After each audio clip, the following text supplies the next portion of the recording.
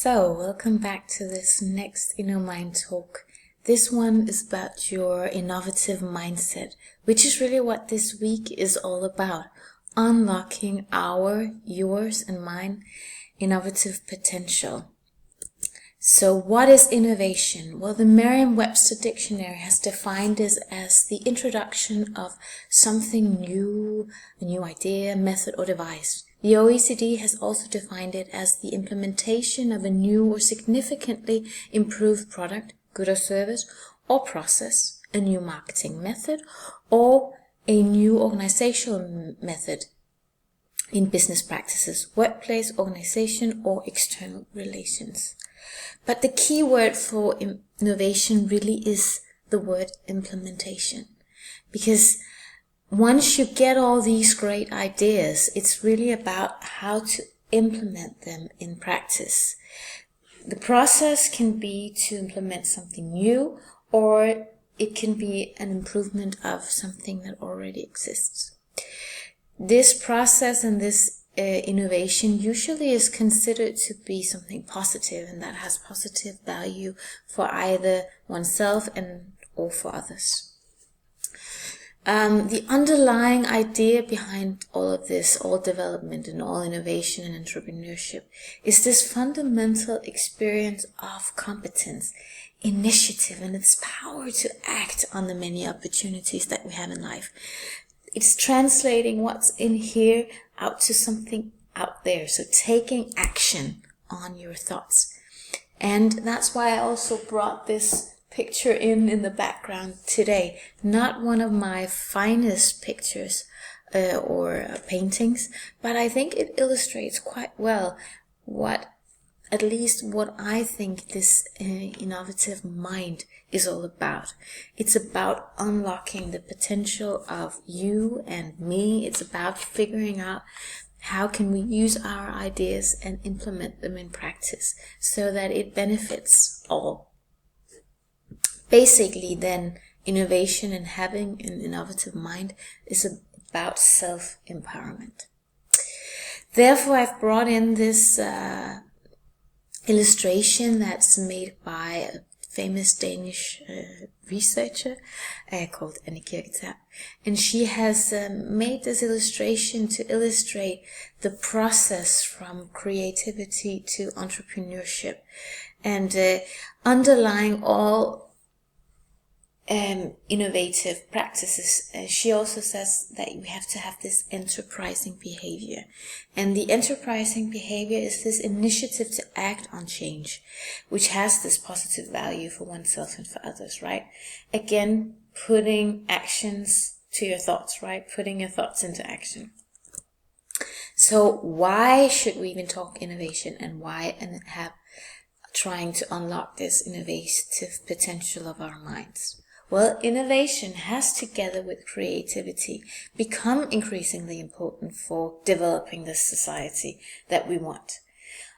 Not only that, but it also contributes to economic prosperity as well as well-being for you and me, and all of us together. So how can we then develop this innovative mindset? By now, you probably already have an understanding of this growth mindset that can be helpful in learning.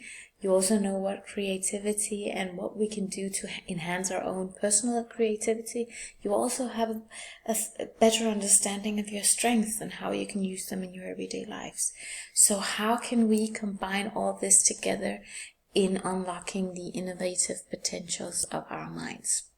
For that, Haderslev, the Danish researcher, has come up with the 7 strategies for developing enterprising behavior, a model that she calls SCUP. And really the model starts out with talking about or showing success experiences, and says that's really the number one thing that underlies all of that enterprising behavior, is that we can look back upon prior experiences and feel proud and feel that we actually made a difference. Success experiences empowers us and reinforces us to continue. Underlying success experiences is this idea of having self-efficacy, the believing in yourself, believing that what you actually do has a purpose. Then attention to the next best step is just as important. That's another strategy for this enterprising behavior. What we can control is the next best step. We have available resources, but the only thing we can control is actually the next best step. And in talking about enterprising and entrepreneurship and innovation, Haderslev has come up with these two types of logic from her research, and she saw that entrepreneurs were either using the causation logic or the effectuation logic. Causation logic has a goal focus. It's, I have a goal out here and I will make a business plan and then plan the steps towards that goal. Right? So the overall saying here is this: if I can predict the future, I can also control it, right? So I'm predicting this is the goal that I want, and then I'm moving towards that.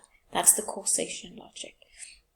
The effectuation logic is, however, different.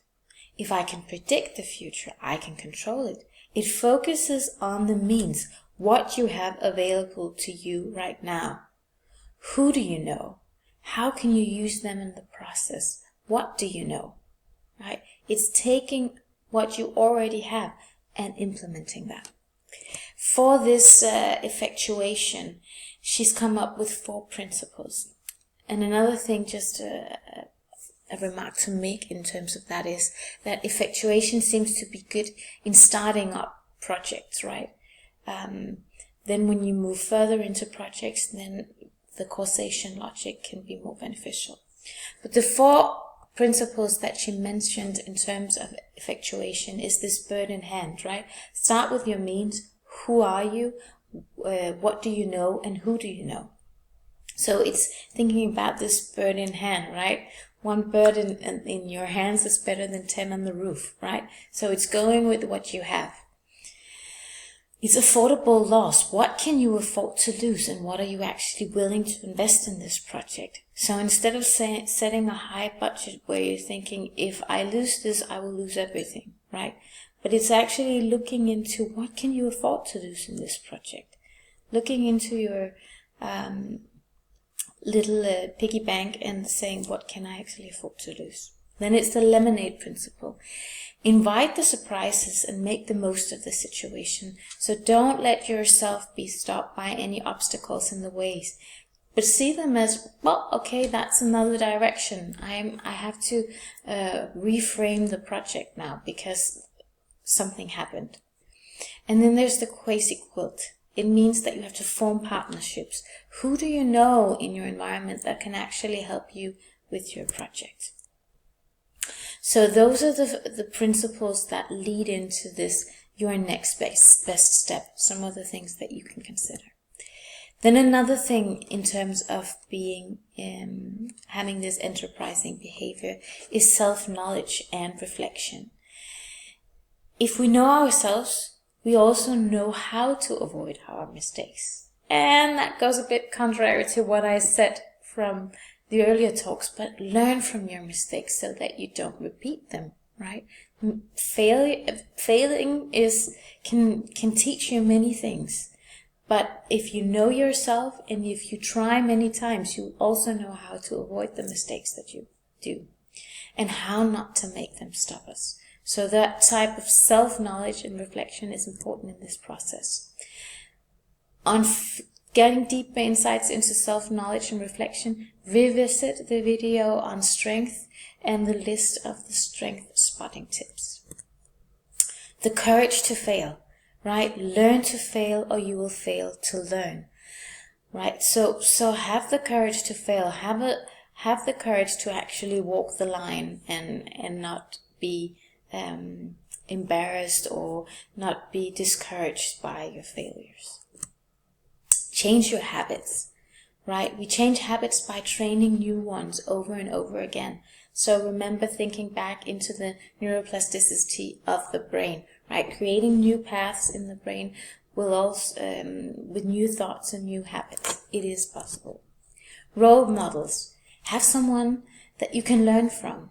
Someone that can show you the path and provide you with the next stepping stone, right? Someone who's actually perhaps been in the situation that you're in right now and who can move you ahead. And recognition for action, right? Get recognition. Recognition from others is one part, right? But it's more that you recognize yourself, that you celebrate and your own success, right? You get what you measure. So if you're always measuring yourself up against some ideal situation, then you will always feel like a failure, right? You get what you measure. Recognize yourself for taking steps towards some goals, for taking action. So how to? This is a list. You'll also get that handed out via a postcard, so I won't go into depth with it. But some questions that can help you reflect upon these 7 different strategies. So in summary, what did we just talk about? Well, innovation is implementation of creative ideas. It links to this initiative act of change, which has positive value for oneself and others. Why have innovation? Why develop an innovative mindset? Well, that's increasingly important both for our own personal well-being, but also for the knowledge society in general. How? Well, everyone can become more innovative and develop an innovative mindset. These 7 strategies to follow is to seek out success experiences, pay attention to the next best step, acquire self-knowledge and reflect, have the courage to fail, change your habits, find and use role models, and recognize yourself for the actions that you take. Want to know more? Then I have a slide here presenting a bit about Sarasvati's the different types of logic, effectuation, causation.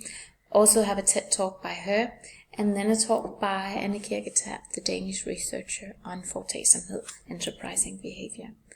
All right, see you and thank you for listening.